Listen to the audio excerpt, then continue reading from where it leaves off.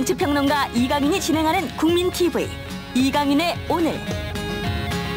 이강인의 예리한 시각. 이제는 뉴스의 행과 간을 짚어냅니다.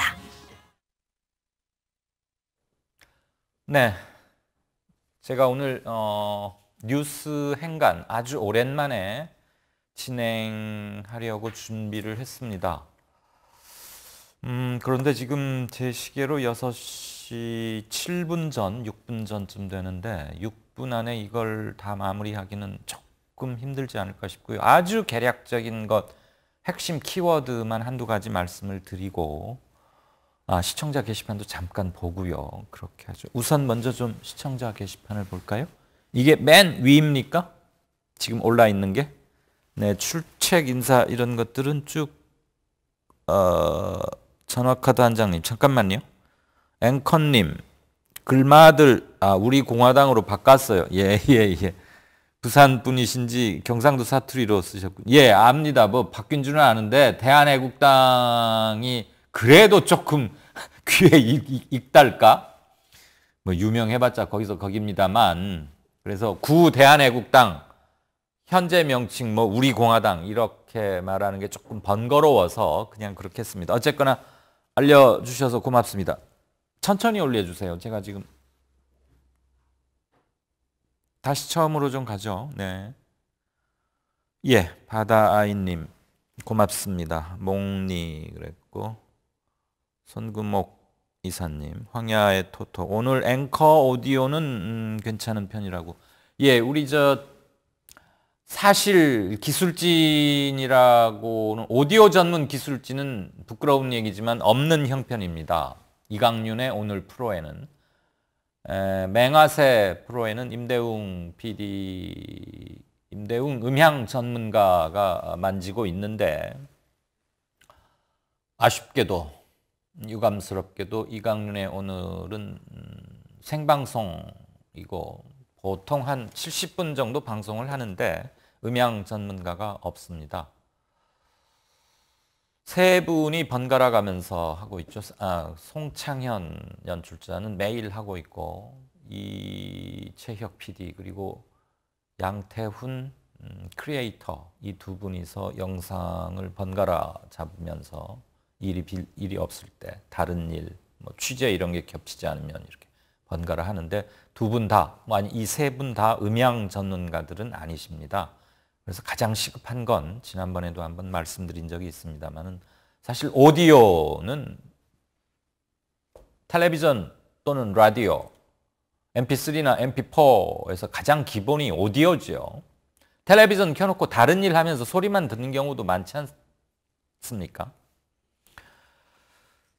근데 이 세 분이 어제 여러 가지 자기들이 할 수 있는 최선의 것을 다해서 실험도 좀 했고, 여러 가지 조합을 해서 그나마 지금 최적의 상태로 끌어올렸습니다. 아직도 전화 연결 때는 조금 불편한 점이 있으실 겁니다만, 그래도 큰돈 들이지 않고 그다음에 현재 있는 인력 범위 내에서는 분투하고 있다. 그 점은 조금 가상히 이해해 주실 것을 제가 앵커로서 그냥 부탁드립니다.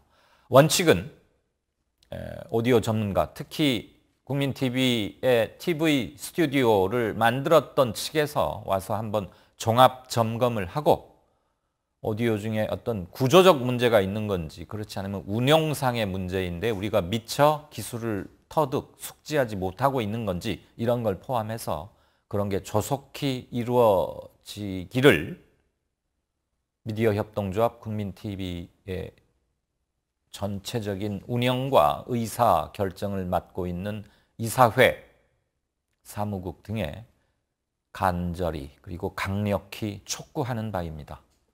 네, 아무튼 오디오 문제로 늘 여러분 성가시게 해서 정말 죄송스럽고, 방송을 70분 내내 제가 계속 얘기하고 진행하는 앵커인 저로서는 더 속이 많이 상하고 늘 신경 쓰입니다. ASD123님, 자한당 입장에서는 조건 없이 등원하고 정부에 협조하는 모습을 보여주는 게 유리할 것 같은데 그렇게 하질 않네요.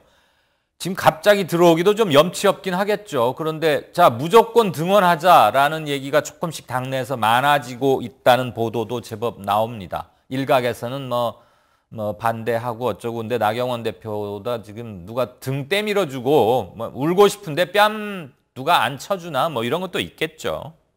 어장님도 오디오 말씀해 주셨고요. 어제부터 좋다고. 네, 세 분이 아마 어제 여러 시간 동안 고생하셨는데 좀 보람을 느끼시기를 바랍니다. 이 상태가 최소한 유지되도록 앞으로 조금씩 더 나아질 수 있으면 좋겠습니다. 고맙습니다, 세 분. 실시간으로 못 들어서 팟빵에서 들었는데 좋았다 그러고, 양정대 의원 고맙다는 말씀. ASD123님이 굉장히 여러 건에 관해서 의견 개진을 아주 자유롭게 해주시고 굉장히 수준 있는 글을 압축해서 올려주시는 몇 분들 참 감사합니다. 전화 카드 한 장님도 그랬고, 정부가 현 경제난을 극복하기가 쉽지 않은 상황인데 자한당이 추경안 등 정부안을 조건 없이 동의해 주는 게 유리할 텐데 자한당은 계속 헛발질만 하고 있다. 네. 그런 구설이야 하거나 말거나. 그런데 그게 왜 논란이 되는지 모르겠어요. 조국 수석이 법무부 장관 가는 게 나쁜 건가요? 황야의 토토님. 예. 개인의 의견은 뭐 조금씩 다를 수 있겠지만 뭐 법률기관, 특히 검경 개혁을 완수한다는 차원에서는 저도 괜찮은 인사 기용이라고 생각을 하고요. 뭐 야당에서는 어떻게든 벼르겠지요. 교수 출신들은 좀 정무적 감각이 뭔가 좀 아쉬운 느낌이 든다.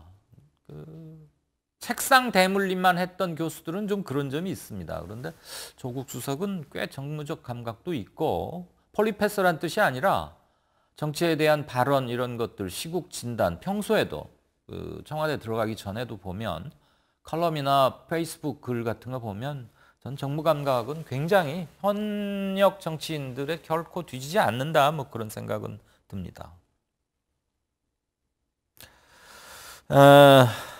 너무 팬심 아니냐, 조국이라면 문제없을 것 같다, 이런 얘기도 많이 주시고, 역시 이슈가 되는군요. 청라에서님, 어차피 협치는 물 건너간 상태인데 무슨 수로 정치를 복원할 수 있을까? 아마 양정대 논설위원에게 한 질문 겸 본인의 견해 표명인 것 같습니다. 그때 바로 반영을 못해서 미안합니다. 정치 복원하려면 자한당 해체해라, 뭐 이런 거침없는 견해도 주셨고요. 조국 대안이 정부에 있는지 모르겠다. 이번에 바뀐 인사수석이 어떤 선택을 할지도 궁금하다. 예, 한번 지켜보시죠. 장관은 지나가는 자리다. 어대조? 전화카드 한 장인데 어대조가 뭐죠? 어쩌다 도저히 모르겠는데 어대조? 좀 올리시죠. 예. 새로 생긴 우리 공화당 세력을 의식해서 무분별한 투쟁을 하는 건지 모르겠다는 말씀 있었고, 우공당 이게 마지막입니까? 아, 네, 있군요. 촛불혁명 때 국회를 해산했어야 하는데, 예, 뭐 심정적으로야 그렇지만 이거야말로 빌미를 줄 수도 있는, 뭐 만약에 공식화된다면 국회 해산 규정이 현재 없기 때문에 국회 해산 조항이 헌법에 있다가 빠졌죠. 그래서 지금 없는 거고, 당내 기반이 없는 조 수석을 경선에서 승리하고 대통령 후보로 밀고자 하는 문 대통령의 큰 그림이 아닐까 싶네요. 라고 나름대로 정치적 분석과 전망을 해주셨습니다. 전화카드 한 장님. 거기에 대해서 저는 뭐 특별히 코멘트는 하지 않겠습니다. 인의의 큰 그림 이런 말씀도 주셨고, 뭐 출마 요구도 많네요. 보니까 좀 내려가 볼까요? 계속. 네, 이낙연 총리가 바닥 민심은 좋은 것 같은데 제가 있는 곳이 워낙 바닥이 좁아서 어디신지 모르겠네요. ASD123님. 전카님의 큰 그림. 전카? 예, 계속 내려가죠. 천주교도였던 김문수랑 불교도인 김무성이 기독교로 개종했다고 합니다. 전광훈 목사가 전도했다고 하네요. 그런가요? 저는 뭐 특정인의 종교 개종 이런 거 관심 없습니다. 어대조라는 게 어차피 대통령은 조국. 어차피 대통령 마음은 조국 수석에게 가 있다. 어대조. 청라에서님, 윤석열 검찰총장은 친일 종자들이 별걸 다 가지고 지랄을 한다. 뭐 예, 지랄 쓰여 있는 데도 읽었습니다. 2분기에 네이버, 이마트, 롯데 쇼핑 적자 전환 가능성이 있다고 계속 뉴스가 나온다. 이거 지나친 경제 위기를 조장하는 혹시 뭐 경제지들의 그런 건 아닌지, 경제지는 참 가려서 조심히 읽어야 된다고 저는 일선 기자 때부터 지금까지 줄곧 그런 생각을 하고 있습니다. 특히 우리나라 경제지들은 몇몇 경제지는 정말 저게 신문인가 싶고 저건 찌라시도 저런 찌라시는 없다. 아예 홍보지이거나 어느 기업의 무슨 뭐 대변지 이런 생각이 많이 좀 듭니다. 좀 보죠, 마저. 네. 김유진, 박 시장님 이번에 좀 더 강하게 나가야 할 듯. 어설프게 건드리면 나중에 더 힘들어질 것 같다. 이랬고 네이버는 손정희 씨의 야후 재팬과 혈투 중이고 이마트, 롯데마트는 손정의가 3조 원이나 투자한 쿠팡으로 인해서 아주 고전하고 있다. 갑자기 손정의 씨가 부상한 느낌이다. 아마 유통 경제 이쪽에 실물 경제의 ASD 123님이 밝으신 것 같습니다. 이 얘기는 다음 주 화요일 정승일의 경제학 특강에서 산업 얘기 주로 요즘 재벌 얘기하고 있는데 요건 캡처를 해두었다가 제가 적당한 타이밍에 한번 묻겠습니다. 황야의 토토 정말 무식하더라고요. 누가요? 무식한 사람이 있겠죠. 제가 오늘 뉴스 행간으로 했던 것은 내일 네이버 같은 데 뜰 텐데 지금 원고는 보냈고요. 황교안, 최순실 그리고 정유라라는 제목의 제 칼럼입니다.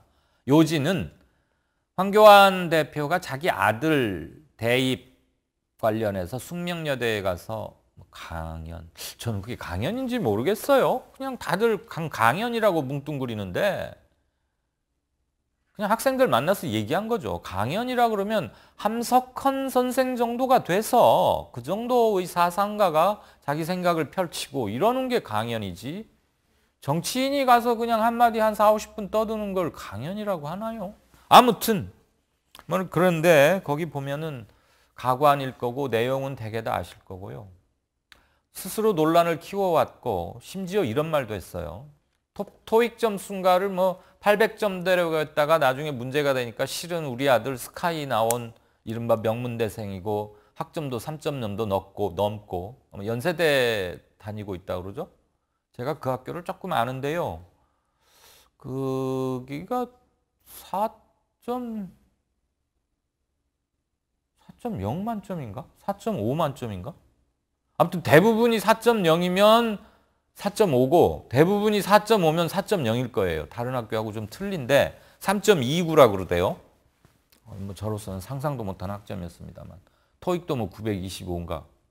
그러니까 쉽게 말하면 내 아들은 성적이고 뭐고 스펙이고 학교 출신이고 다 갈만해서 갔다. 뭐 이런 얘기. 그러다 나중에는 토익 점수를 800이라고 낮춰 말한 거는 연대는 4.3점이 만점입니까? 예, 진짜 만점을 통 못 맞아봤어. 보통 일반 학교가 몇 점이에요? 4.0이에요? 4.5예요? 4.5. 4.0 또는 4.5. 근데 연대만 4.3이라고요? 그렇구나. 아무튼 뭐 4.3점 만점에 3.29면 얼마나 높은 건지 잘 계산은 안 되는데요. 토익 점수를 이렇게 낮춰서 실제보다 높여서 말하면 거짓말이지만 실제보다 낮춰서 말한 게 왜 거짓말이냐 뭐 이런 얘기를 해가지고 자꾸 자기가 논란을 키우고 그래서 결국에는 시중에 이제 이런 말이 돌죠. 황교안 씨 아들의 최대 스펙은 아버지가 황교안이라는 점이다. 뭐 이 말이 나왔으면 다 나온 말이고요. 들을 수 있는 가장 모욕적인 말이라고 저는 생각을 해야 되는데 황 대표는 전혀 그렇지 않는 것 같아요. 그래서 제가 제 그 칼럼에서 강조한 부분은 공안검사 수십 년간 민주인사 탄압이나 독재정권 호위병 역할에 앞장서 왔다는 것은 우리가 다 아는 일이고요. 황 대표의 가장 큰 문제점은 공감 능력이 전혀 없다는 것. 그런데 박근혜 대통령이 탄핵을 당했던 이유도 헌법재판소에서의 이유는 대통령 자격 미달, 대통령으로서 치러야 하는 책무를 제대로 수행하지 못했다라는 것을 적시했지만 국민들 마음속에서 박근혜를 대통령직에서 쫓아냈던 것은 한마디로 공감 능력 부재가 첫 번째 이유고요. 두 번째는 대통령직을 무슨 놀이라고 생각했나? 공주놀이로 생각했던 거 아니야? 라는 억장 무너짐, 그 두 가지였던 것 같습니다. 소통 능력은 황교안 대표처럼 평생을 억누르는 자, 독재 정권에 빌붙어서 억누르는 자, 탄압하는 자로 살아온 사람, 그래서 권위의식과 선민의식, 엘리티즘이 몸에 찌들 대로 찌든 사람들은 일단 공감을 못합니다. 공감할 수 있는 안테나가 없어요. 더듬이가 없어요. 뭘 느껴야 이게 머릿속 사고 과정을 통해서 입으로 나오는 게 말인데 불가능하죠. 그러니까 학생들한테 위로랍시고 했는데 복창 뜯는 소리하고 소금에 피 철철 흐르는 상처에 소금 뿌리는 그런 말이나 하고도 뭐가 잘못되는지 모르는 겁니다. 아니 내가 가서 격려해 준 건데 왜들 저러지? 참 내가 알 수가 없네. 지금도 그러고 있어요. 결국 숙명여대에 가서 한 얘기는 뭡니까? 학점이 그대를 슬프게 할지라도 토익이 점수가 조금 잘 안 나올지라도 다른 학내 관심도 열심히 두고 학내 서클 활동도 하고 봉사활동도 많이 해라. 그러면 언젠가는 취직 잘 되지 않겠나? 내 아들처럼. 그러면서 boys be ambitious. 소년이여 야망을 가져라 그랬어요. 아 숙대니까 girls 그랬겠네요. 그게 말이나 됩니까? 지금 20대들에게 왜 이렇게 너희는 부정한 것, 불공정한 것, 불의한 것에 민감하니? 라고 묻는 어른이 있다면 그 사람은 어른 될 자격 없습니다. 20대는 오로지 한글을 깨치자마자 대학에 좋은 데 가야 네 인생 산다는 말을 귀에 못이 박히게 들은 강요당한, 주입당한 세대고요. 그놈의 스카이가 뭔지 그거 못 가면 마치 인생의 실패라도 한 양, 첫 번째 큰 실패라도 한 양, 열패감에 시달리게 주입받고 살아왔어요. 그런데 누가 나는 뼈 빠지게 10년 넘게 학원으로 뭐에 시달리면서 막 머리에 쥐나도록 해서 겨우 어디 들어갔는데 누구는 아빠 백, 엄마 백, 이모 백, 고모 백, 돈 백 이런 걸로 승마 특기생 입학, 뭐 야구 뭐 어디 연세대 입학, 아이스하키 고려대 입학, 무슨 어디 입학. 당연히 화나죠. 그 화 안 내는 게 오히려 이상한 거 아닙니까? 그러니까 젊은이들에게 너희들 왜 이렇게 민감해? 라고 말하는 건 말이 안 되고요. 그 사람은 이 사회를 같이 호흡할 자격조차 없는 거죠. 그런 사람이 어떻게 국민 통합을 입만 열면 외칠 수 있습니까? 어떻게 그런 황교안 씨의 모습에서 지도자의 면모를 상상이나 할 수 있겠습니까? 한마디로 말이 안 됩니다. 그래서 제 컬럼의 끝은 이겁니다. 지금 시간도 많이 됐고 하니까. 젊은이들의 고민과 울분을 잘 모르겠거든 입 다물고 조용히 귀 기울이시라. 어설픈 쌍팔년도식 교훈은 반감만 키울 뿐이다. 그런 걸 요즘 젊은이들은 꼰대라고 한다.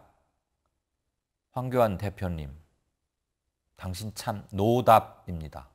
요즘 젊은이들 말로 노답, 대책이 없어요. 사람 쉬 바뀌지 않는다는 거 잘 알지만 그래도 혹시나 하는 마음으로 명토 박아서 분명히 얘기합니다. 학생들에게, 젊은이들에게 정말 미안함을 느끼고 진정성 있게 사과하십시오. 황교안 대표님. 이게 제 컬럼의 끝입니다. 내일 시간이 되시면 검색 엔진에서 이강윤 치면은 아마 뜰 거고요. 자세한 얘기는 컬럼을 좀 읽어주시면 제가 오늘 뉴스 행간에서 드리고자 하는 말씀 이거였구나라고 생각해 주시면 고맙겠습니다. 박원순 서울시장의 확실한 행정 집행에 대해서 속이 뻥 뚫리듯 시원하다라는 말들이 많습니다. 그냥 한순간의 후련함, 통쾌함, 핵사이다에 그치는 것이 아니고 행정 집행이라는 게 그렇게 원칙과 합법의 틀 위에서 기상차게 집행될 때 우리는 공적인 권위가 바로 서는 것을 느낍니다. 권위와 권위 의식은 다르지 않습니까? 공적인 권위, 올바른 권위, 그건 서는 게 마땅합니다. 권위 의식은 배격해야지만요. 6월 26일 이강윤의 오늘 여기서 마치겠습니다. 시청해 주셔서 대단히 감사합니다. 내일 뵙겠습니다.